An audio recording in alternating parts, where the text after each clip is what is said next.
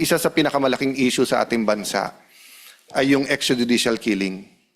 At nung nagkaroon ako ng pahayag sa Facebook Live, twinist ng mga bishops, ng Catholic bishops, twinist ng ilan mga business groups, ng ilan mga eskwelahan. Let me repeat it here in context of paragraphs 27 to 32,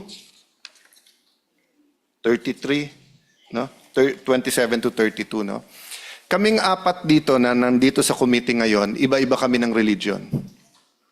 Senator Amy, Senator Marcoleta, Brother Robin, ako, iba po kami ng spiritual na paniniwala. Pero kung hindi ako nagkakamali sa Katoliko, sa Iglesia, sa Evangelical Christian at sa Muslim, pare-parehong naniniwala na bawal pumatay. Thou shall not murder. No, thou shall not kill, thou shall not murder.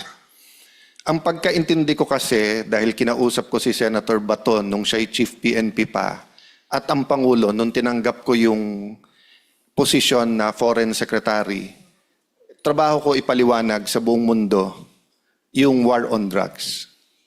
So ang pagkaintindi ko, at ito'y na-clarify ko sa Pangulo, na-clarify ko kay Senator Bato, yung lengguwahe kasi na naiintindihan ng mga pusher at mga kriminal ay yung lengguwaheng hindi namin kayo atrasan. Gusto niyong patayan, patayan tayo.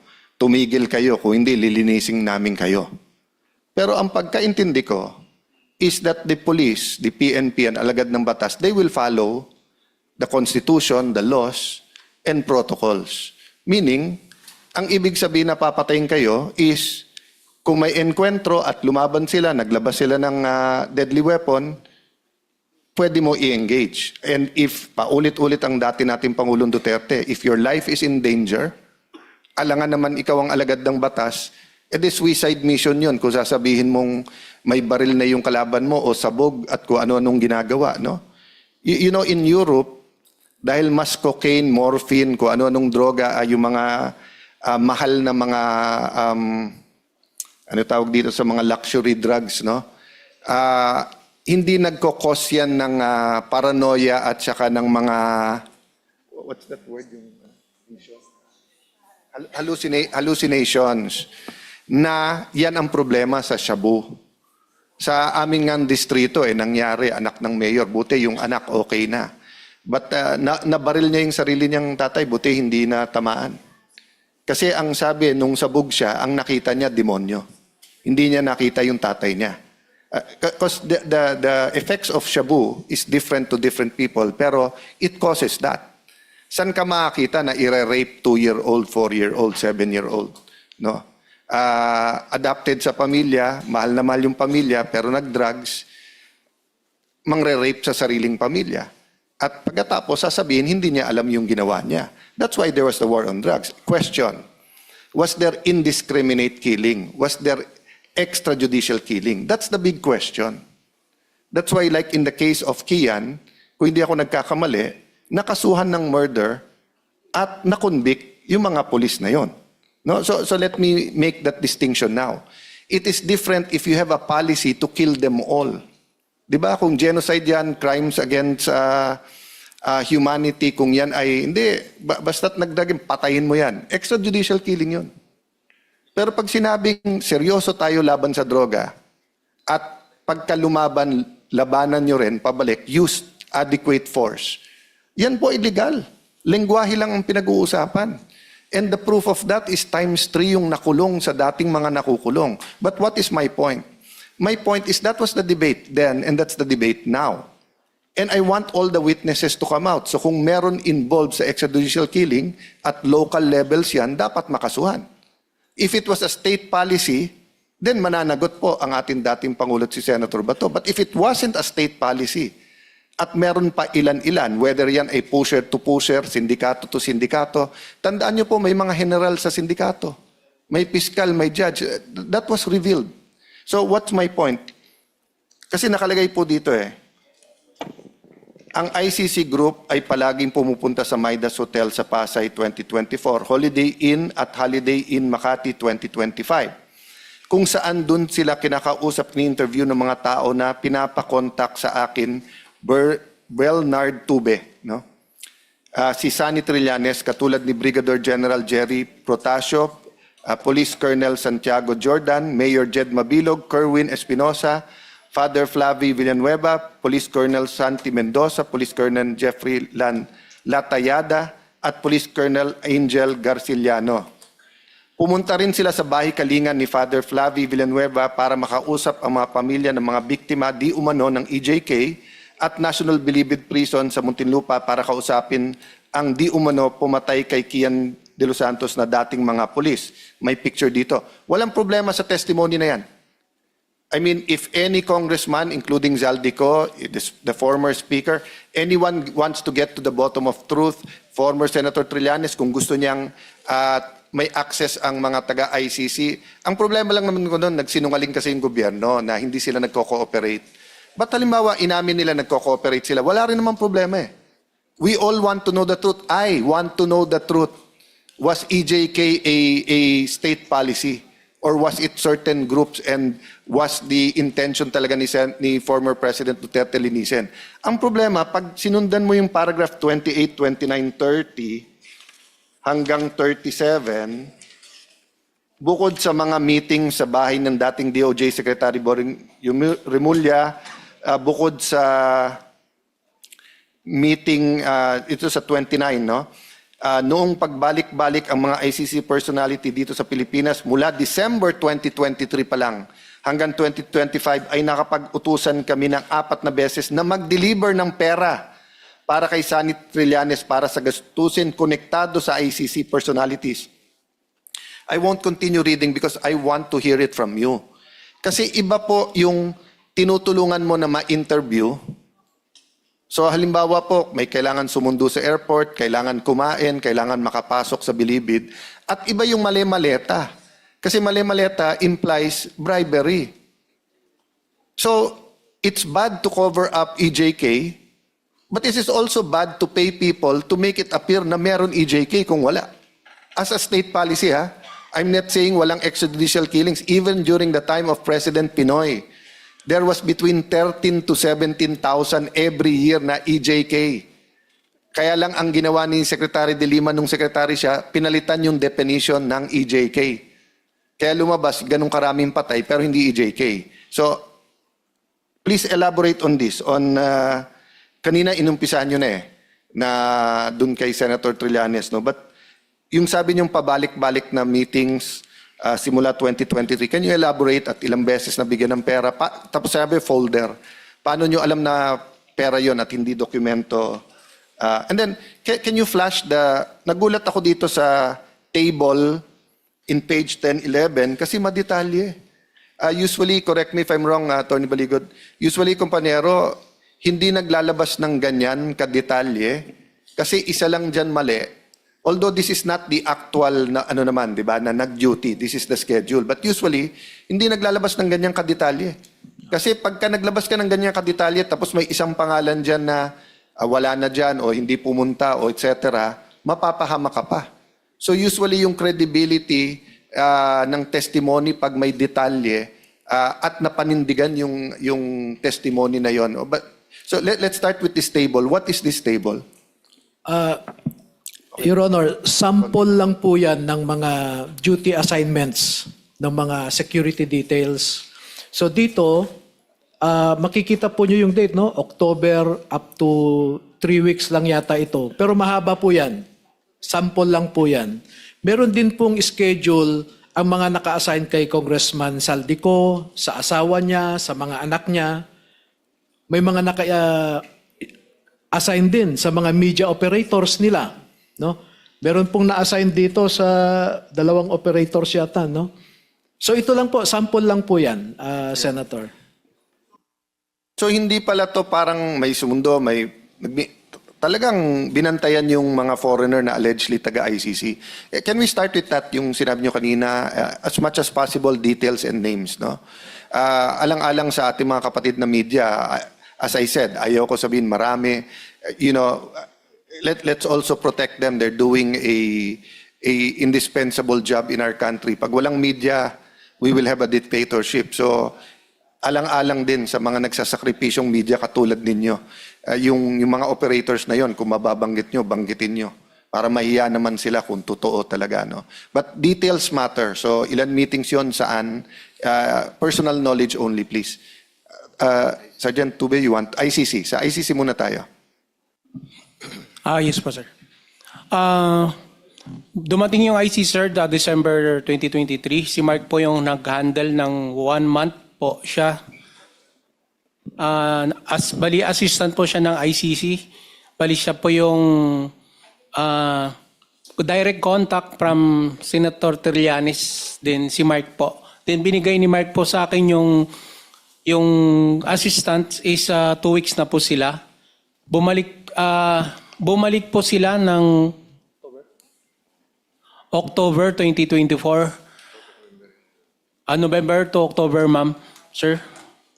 Then, ang direct contact ko po sa mga schedule ng meeting is si Senator Trillanes po na binigay ni Mark sa akin. Kasi siya po yung previous na na-contact din kay Senator Trillanes. Isti po yung code name niya dito po, sir. Siya po yung nagbabato ng mga meeting sa hotel, Sample Holiday Inn, na i-meeting po sa ICC. Good for 1 month. 1 month po yan, sir. After po noon, hihatid naman po natin sila sa airport. After that, mag-aantay naman po kami ng schedule na dadating ulit sila. Then kami ulit yung magsusundo sa kanila na may contact doon po sa may immigration po, sir. For the record, kailangan malaman mo na yung binabanggit mong pagdating at parot parito ng ICC ay consistent sa record ng immigration. Kaya naniniwala kami na yung inyong salaysay may bahid ng katotohanan talaga. Kasi ito lang, kapapakita lang ni Senator Amy kasi nakakonekta kami siya para malaman namin, isa-isa naming tinitingnan kung lahat ng sinasabi ninyo ay consistent sa mga naganap na pangyayari. Yeah. So, Chairman, to continue, di ba? As I said, no, take out the issue of cooperation or not cooperation ng Pilipinas sa ICC. Walang masama sa investigasyon eh. Kung pupunta dito yung mga foreigner para malaman kung may human rights violation, actually, despite the rhetoric of President Duterte, I invited human rights groups to come to the Philippines. I had the opportunity to meet with the late, great Senator McCain, and he asked kung pwede. May mga pangalan lang ako sinabing we dissuade because political yan. Yung foreign minister ng Iceland, binabanatan tayo, nagulat. Iceland, no? O Greenland? Sarah. Iceland. Nagulat siya, humingi ako ng bilateral meeting. Inimbita ko siya. Sabi ko, wag ka sa media at sa rhetoric, pumunta ka ng Pilipinas. Sabi niya, no, your president banned us. No, sabi ko, I will personally escort you. So, hindi issue sa akin yung investigasyon. Issue sa akin kung may bayaran sa investigasyon. So can you talk a little bit about yung... So, anong dineliver dito? Maleta, pera, kanino dineliver? Ano yung sinabi niya para saan yung pera na yon? Pangkain lang ba o pang gasolina yon or what? No? Oh. Kanina, inumpisahan nyo na di ba? Oh. Your Honor, yung sa ibang team po yung nag-deliver ng pera. Sa amin po, nag-a-assist lang po kami nung ICC. I think po, yung ICC, nabigay na po siguro yung dapat ibigay sa kanila nung nag-serve po kami sa kanila. Pero kanina may nagsabi no, na meron kay Senator Trillanes. Remember? Yes. Tama po ba? Meron po, sir. Bali, Go ahead po. Go ahead ako po, sir. Nakapag-deliver po ako kay Senator Trillanes sa 86 Security Ojeda... Ay, sorry, sir. Sa 86 Security Ojeda Street sa Quezon City. Kumbaga, ano nung Magdalo yun? Headquarters po ng Magdalo yun, sir. Anong dala mo ulit nun? Yung una ko pong dineliver doon, paper bag na malaki, siguro nasa 5 to 10 m yung laman nun po, sir. Ako rin po mismo yung nagbuhat noon. And then pangalawa? Tapos yung pangalawa po, 6 na po na maleta. Okay. 6 na po? 6 piraso. 6 na po. Okay. 6 na. 6 piraso na okay. maleta po. Maliit, medium, or... Halo-halo po, sir. So, 2 beses. 2 beses. Tapos, sir, Sir Tube, so ang sabi mo naman kanina, ang personal knowledge yun naman yung pagpapalit naman sa dolyar. Yes, Your Honor. na dineliver din kay? Binigay po namin kay dating speaker po yung Okay. dollar. But ang sabi niya, sino nagsabi na para kay Senator Trillanes or sa ICC din yan? Na ano lang po namin, Your Honor, kasi before po dumating yung ICC, 2 weeks before po na dumating yung foreigner or ICC, yun po yung papapalit namin ng dollar po. Okay. Thank you. Malinaw, Mr. Chairman. Salamat po, Mr. SP. Alam po ninyo kung bakit dinidistinggi ni SP Alan ang mga bagay nito. Kasi may naunang pahayag na po ang Pangulo natin. At alam po ninyong lahat ito. Alam din ng ating mga mamayan. Ang una niyang sinabi tungkol dyan sa ICC in relation to their intention to get the former president. Nung hindi pa sila nakukuha, ang sabi niya, we cannot cooperate with the ICC. The ICC has no more jurisdiction. We cannot assist the ICC in any way, in any shape, and in any form. Ganun po yung sinabi niya. Ngayon, lumilitaw po sa inyong mga pahayag ngayon, individual and collective, ang mga ahensya ng gobyerno at mga operators ng gobyerno, direktang tumulong sa kanila. Hindi lamang sa pagbibigay ng kanilang tirahan, pagbibigay sa kanila ng mga taong kakasangkapanin kung sinong kakausapin, meron pa silang driver, meron pa silang security na kagaya ng ginawa ninyo. Ito'y kahayagan lamang na hindi totoo yung naunang pasabi na hindi nakikipag-cooperate ang pamahalaan sa ICC. Kayo na po nagpapatunay ngayon.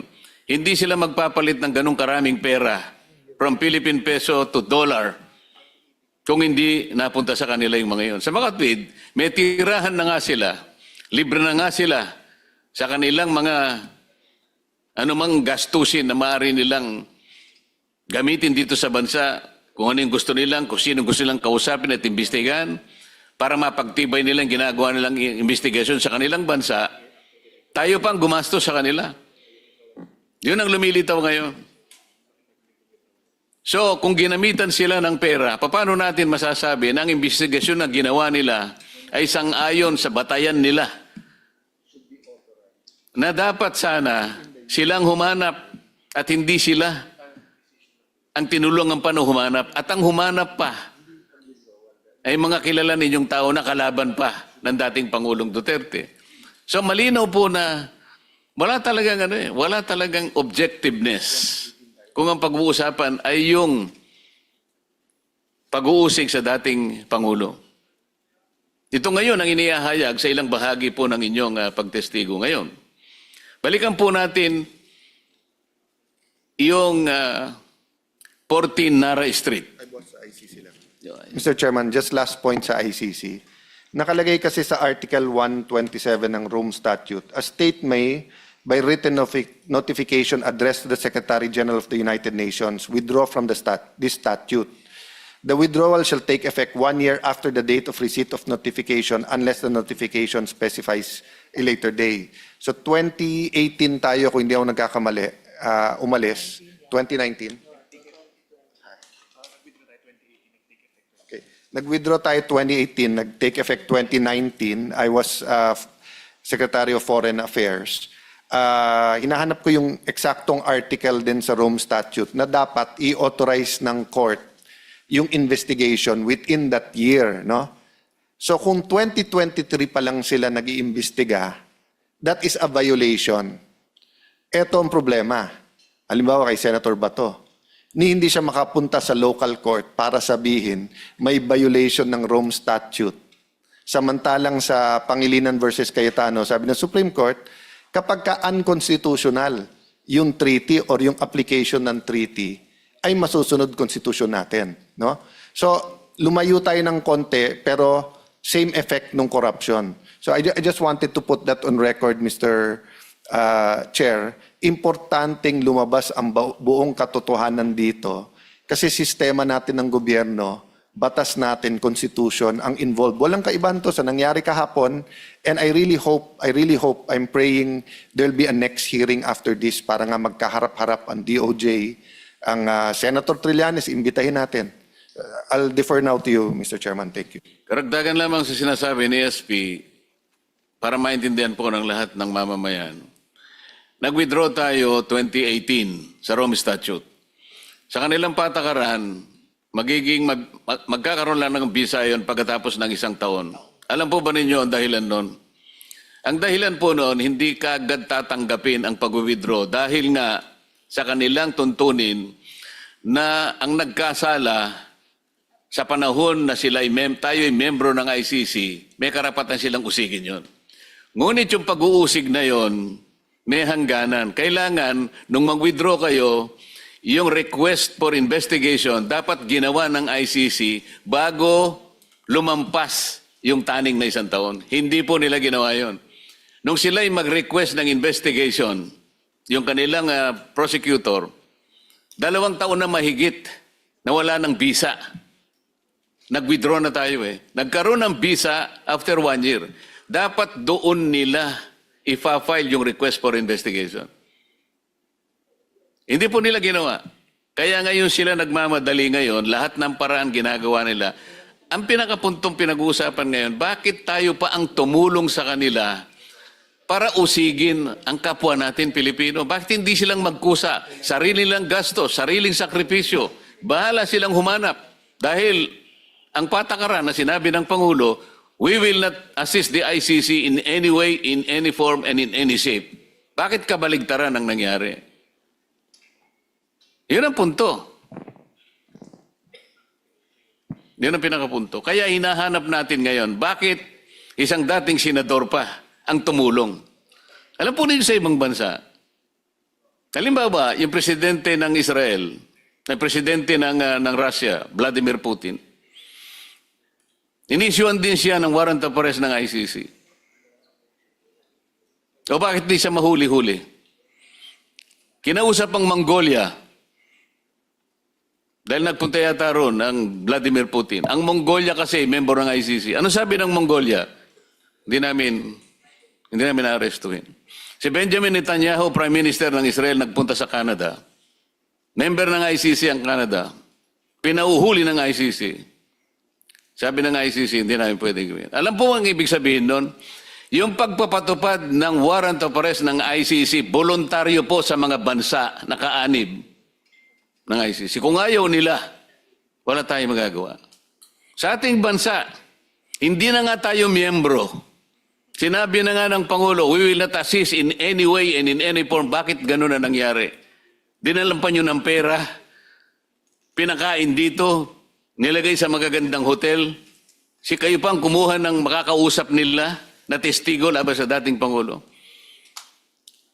Sino nagkanulo ngayon sa ating Pangulo? Sarili nating bansa, sarili nating kababayan. Sa ibang bansa hindi nangyayari. Pumunta ka sa Russia, sabi ni Vladimir Putin, kung hindi kita uhulihin. Gumawa sila ng kautusan, lahat ng investigador na pupunta rito dapat ikulong. Nagagawa nila sapagkat may respeto sila sa kanilang leader. Dito sa ating bansa, hindi ko na po alam kung ano nangyayari.